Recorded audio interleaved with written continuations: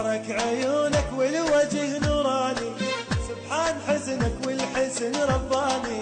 سحرك عيونك والوجه نوراني، سبحان حسنك والحسن رباني.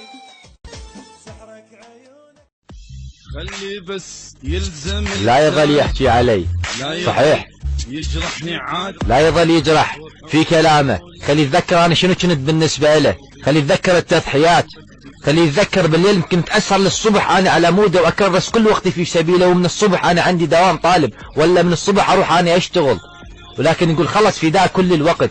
خلي يتذكر الكلمات الحلوه اللي كنت اقولهن له، خلي يتذكر الهدايا، ذكر ان نفعت الذكرى. اللي محب اقول لك اني منو، انا اللي كنت في كل موقف تحتاجني بيه وبشده اكون اني اول شخص وياك ومن المؤازرين الك.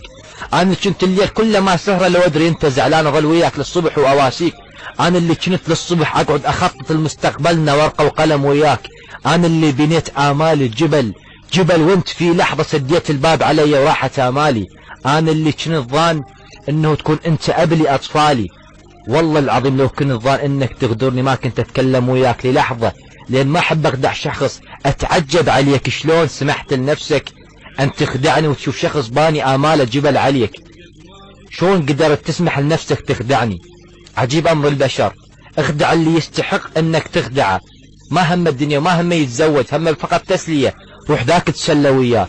بس من تلقى شخص يريدك ابلي اطفاله وينكتب اسمك بظهر جنسيته، يا اخي ماكو داعي تخدعه. على من؟ اخدع اللي يستاهل. بوق الحرامي لا تبوق الفقير. شكو انت بايق اصلا الفقير.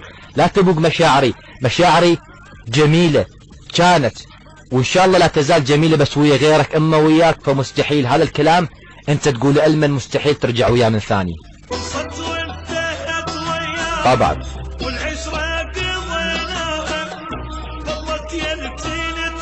اي والله العظيم.